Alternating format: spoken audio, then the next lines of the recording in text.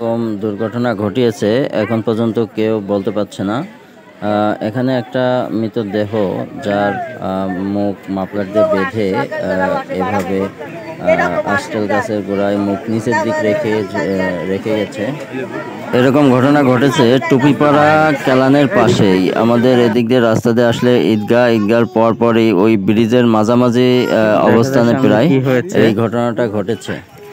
তো এখানে কাকে বলে মেরে রেখে গেছে সেটাই দেখতে যাচ্ছি।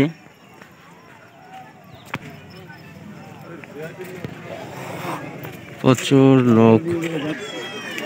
তো এখানে একটা লাশ পড়ে রয়েছে।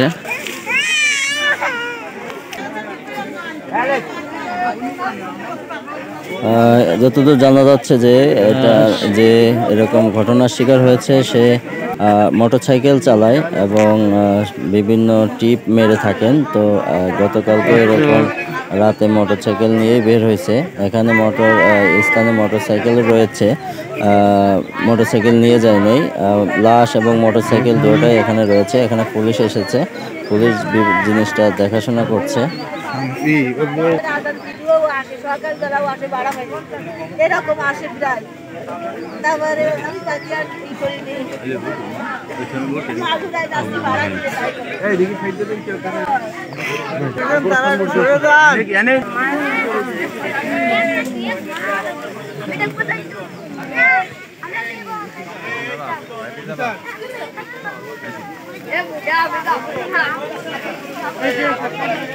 মহামান্য দায়িত্বশীল পুলিশ এখানে ফিতা দিয়ে ঘেরার জন্য বলছে যে এই পাশটা ফিতা দিয়ে ঘিরে ওই পাশ দিয়ে পুরাটা ঘিরে দিতে, যাতে করে এখানে মানুষ ঢুকতে না পারে। এটা রাস্তার পাশেই পড়ে রয়েছে। এইখানে একটু জানার চেষ্টা করবো যে আসলে কি ঘটনাটা কি ঘটছে। এখন দেখি কাউকে পাই কিনা। আসসালামু আলাইকুম ভাই, ভালো আছেন? ভাই আপনি কি এখানে? আপনি কি মূল ঘটনাটা জানেন যে ঘটনাটা কি?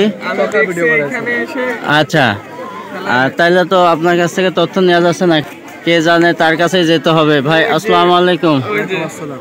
ভাই আপনি তো একসাথে না? এখনো জানেন না যে কি ঘটনা? জালের লোক আসতেছে। এটাই যে টুপিপাড়া কেলান, ওই ব্রিজ থেকে আমাদের এই পাশে ওই ব্রিজ, ঈদগার ওই ব্রিজ, এইটার মাঝখানে এই ঘটনাটা ঘটিয়েছে। যারা এরকম কাজটা করেছে তারা ধারণা করা যাচ্ছে, এখানকার লোকজন বলছে যে এটা মানে সত্যতামি করেই করা হয়েছে। তো আপনার বাসায় নেই বাড়ি? দেন না এখনো। আজ হচ্ছে 30শে জানুয়ারি 2025। টুপিপাড়া কেলানের পাশে ঘটনাটা, যারা ডায়াবেটিস রোগী তারা হাঁটতে গিয়ে এই ঘটনাটা প্রথমে দেখতে পান। তারপরে চিল্লায় সবাইকে পাশে এরকম একটা মর্মান্তিক ঘটনা ঘটেছে। আমরা এখনো এখানে কেউই জানে না আসলে এই ঘটনাটা কে ঘটিয়েছে, কিভাবে এখন পর্যন্ত কেউ জানে না।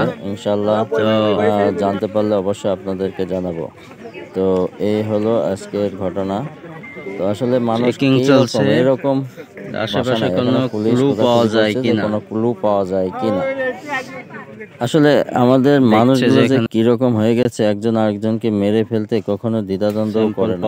এত নিকৃষ্ট মানুষের মস্তিষ্ক হয়ে গেছে তা বলার। তো আমরা এখনো জানি না, তবে জানার সাথে সাথে আমরা আপনাদেরকে জানিয়ে দেবো ইনশাআল্লাহ।